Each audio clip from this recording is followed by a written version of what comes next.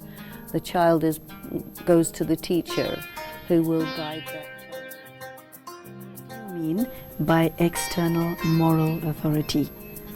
You use that expression a lot. Materialism has to do with when you are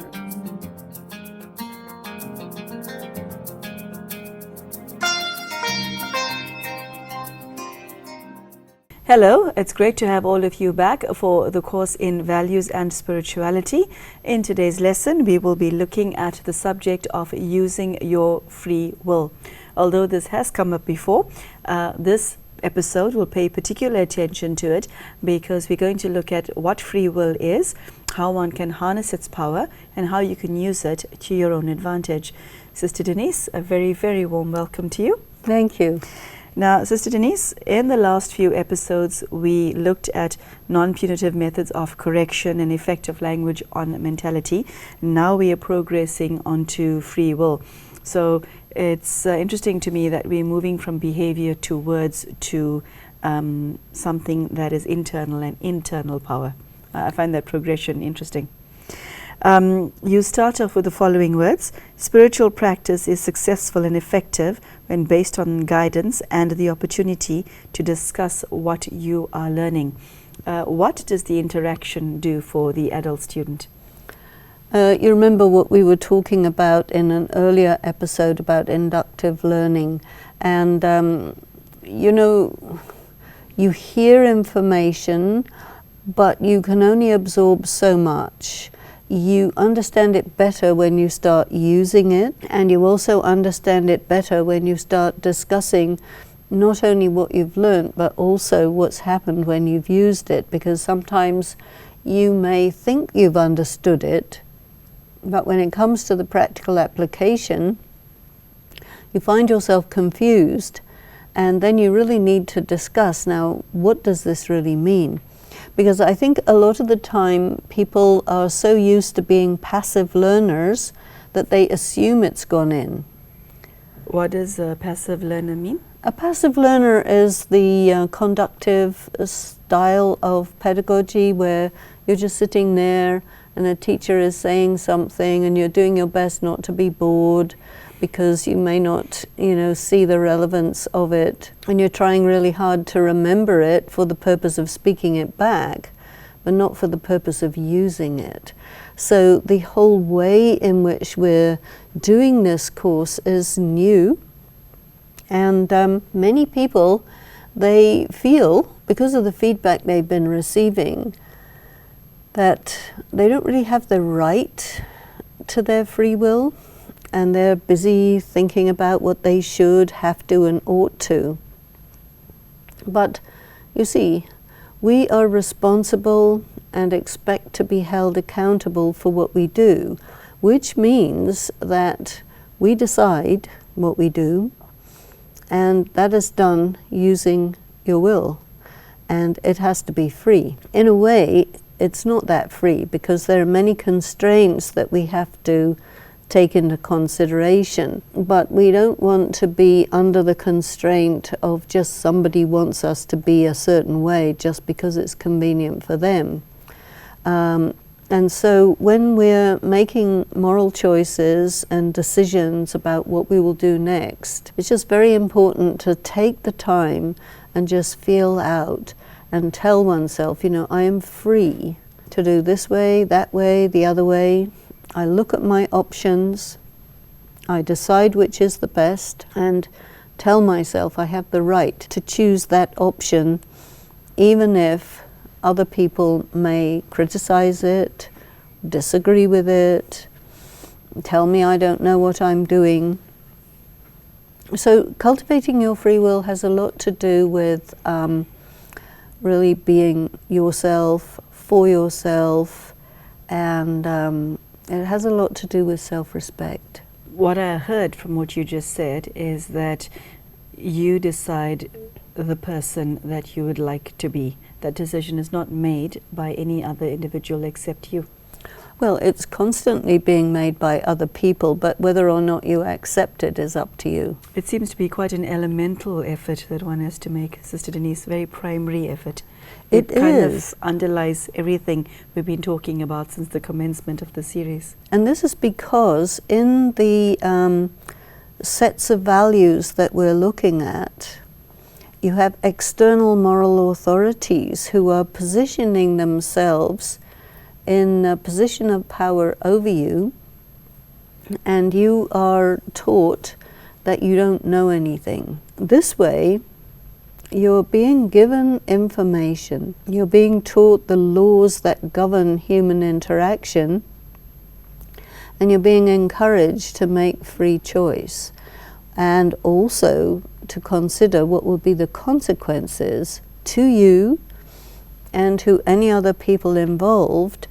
And so you're really putting the self in the center of stage and the external moral authorities to the side, whereas otherwise they occupy the center stage and you are affected by it. But with this different positioning, you're really much more the master.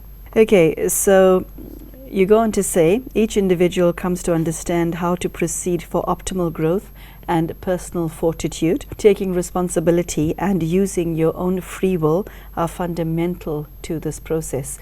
Tell us how responsibility plays a factor in this. Responsibility is very important. Many people, they lead their lives without thinking that they are responsible for what is happening to them, because the I looks at what can you blame for what's happening to you, especially when you start to build up your sense of self as a spiritual being, as a soul, and I, the soul, say what I say, do what I do, and I will get the consequences of that. That means that nobody else except me will get the results of what I do, and then also that what I do affects other people and that I will be accountable for that. So responsibility and accountability come together, and later on in the program we're going into accountability and responsibility a great deal. But I think in the early stages we have to really start thinking that it's up to me what I do, and that whatever's happening is because of me. So I am responsible, and really learn where we tend to blame others for something that we are responsible for. Because we have to own that. And it's a very important part of the practice that if something is happening to me, what did I do to deserve this? You see, that expression comes out, what did I do to deserve this? Well, sit down and think, and you will find that there is something you did, and that's why you deserve it. Now, do you want it? If you don't want it, you have to take responsibility, take more responsibility for what you're doing, and then you will get what you deserve, in the sense that you choose to do actions which will have a positive response. In respect of what you just said, people find it very hard to understand that if something goes wrong in their lives, they deserved it. It feels like punishment. So it's hard to take, and it's hard to admit there's something that I did, not necessarily in this lifetime, to have invoked this level of punishment. It's very hard to swallow. It's a bitter pill. I think one of the important aspects of this course is that it's not just simple, easy. It's deep, it's complex, and it is life-changing. It has enormous repercussions for your future, for your lateral life, and it isn't easy to take on this level of responsibility. People like to devolve it to somebody else. You know, it's my parents' fault or this or that. In the traditional system of values, you get these hypothetical stories as a way to teach morality.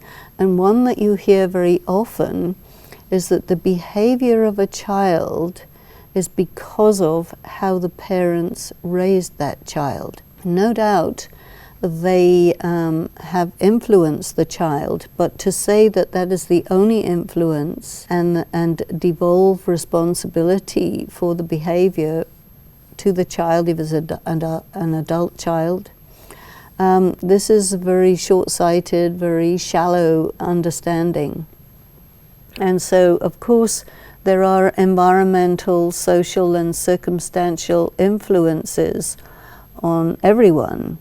But the bottom line is, I did what I did because I decided to. And to continue to use this tradition of blaming parents, circumstances, or whatever is to be blind. And this course seeks to open up your eyes so that you realize to what extent you bring it on yourself.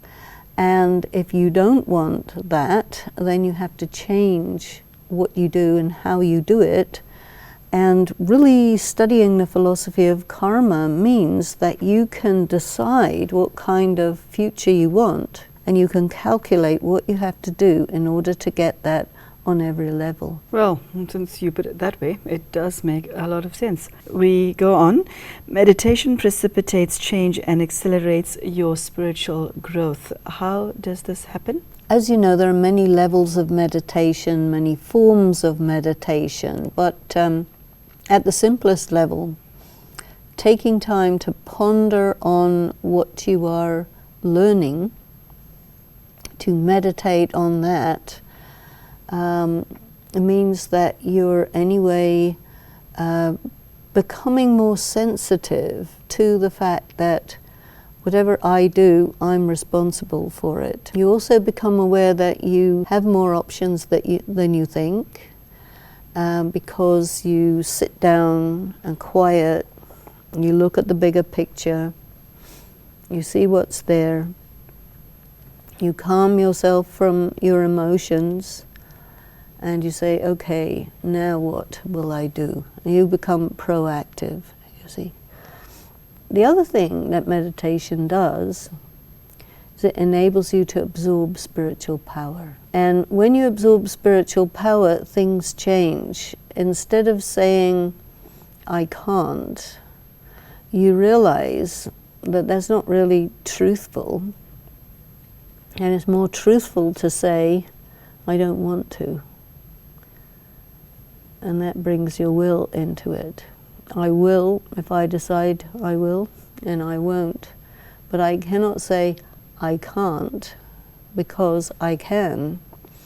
And to change your vocabulary from I can't to I won't shifts your level of honesty enormously. Because when you say I can't, it's not my fault. When you say I won't, I decided I will not do that. I will take the consequences. I really enjoyed the way you describe meditation. On page 26, it reads as follows. At this stage of the program, meditation can be interpreted as pondering in silence on the issues raised. Inner silence allows you to make decisions in a freer, more objective state of mind. So you're saying to the reader, not only should you meditate, but now you're using your meditation in your spiritual practice. Definitely, and you're also using your meditation time to make dispassionate decisions, because it's quite well known that if you make a decision when you're in a state of emotional arousal, like fear or anger or whatever, it will be a bad decision. You need to be completely calm and dispassionate, and then make a decision taking into consideration all the matters in front of you. Sister Denise, the reality is that almost all of us are guilty of making decisions when we are emotional. We're all guilty of that, whether out of fear or actually more commonly out of anger. Well, then we take the consequences, which are always going to be bad. And so, is it more expensive to sit down and be quiet, or to accept the consequences of a bad decision? You decide. And put it in financial terms. It helps you to decide better. You know, it doesn't take that much effort to say, okay, I'll make a decision after an hour. I'll calm myself down. And if I can't calm myself down in an hour, I'll make the decision tomorrow. You delay. Because when you delay, it gives you the time to come to a normal condition. And we have to program that into ourselves. We have this kind of belief that if we are faced with a decision to make, we have to make it right then and there. That is an erroneous belief. You do not, even if somebody's pressuring you to make that decision, and especially if someone's pressuring you, don't do it, because they know that you will make a wrong decision if they can get you to do it under pressure. Okay, I now would like to move on to another subject called higher consciousness.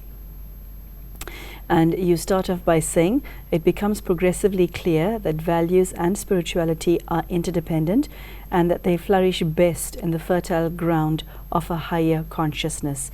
It can be called a spiritually awakened consciousness or soul consciousness, in contrast to materialistic consciousness or body consciousness. You've introduced us to this terminology before. Tell us why it is that you felt it important to bring it up again, having just covered the subject of free will.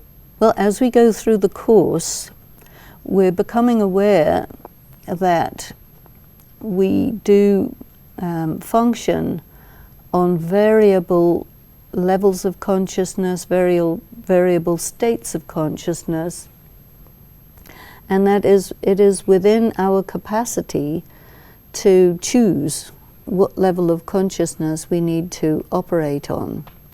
And as we study consciousness more and more deeply, it becomes very clear that the higher the level of consciousness you operate on, the better the consequences are for you. So if you care about yourself, if you care about your loved ones, if you care about your life, then you would have to give importance to ensuring that the level of consciousness that you are on is as high as possible.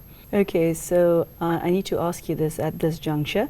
What does it mean to practice soul consciousness? Do you use a specific phrase? I know you don't do mantras, but tell us how one gets oneself out of a state of ordinariness, which is the state in which most people function, to a state of higher consciousness. How do you make the ascent? The best way to do this is to stop yourself every so often and just ask yourself the question, at what level am I functioning right now? And give yourself an evaluation. The higher your consciousness, the less emotionally volatile you are, and the lower your consciousness, the more you're under the influence of emotions that are derived from sense perceptions or memories. So a lot of times a person will be immediately affected by a memory coming up. This happened, this person said this to me, and it'll throw you instantly into a state of anger or anxiety or irritation or something. And that's going to lower your consciousness. So then you have to calm yourself down and tell yourself some points of information which are going to neutralize that aroused state of consciousness and make yourself reach your basic ground of being, which is a state of peace. And you're going to really reinforce the idea that what I am is a spiritual being of light, and all of these events that happened, they are activities that take place. It's a drama, and there's actors, and behind those events there is me in a state of peace, and what I have to do is let go of what's gone in the past, bring myself to the present, establish myself in peace, look at the present situation and decide, okay, now what will I do? Now, people may say, oh, well, I don't have time for that. As you become a little more expert in this, it doesn't take that much time. And if you think about how much time it takes to go through an anxiety attack or a worry, you know, doing this is much less time consuming than going through all of that. You go on to say, as you go further into this program, you will encounter more and more elements which form the building blocks of a higher consciousness. Each, as you've seen in the episodes we've done so far, each section contains a new information or something that you hadn't really thought about or thought about in that way.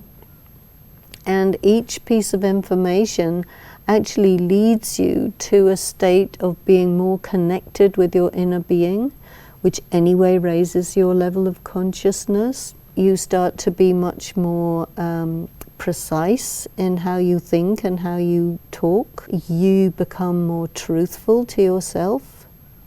Listening to the voice of conscience is another new attribute.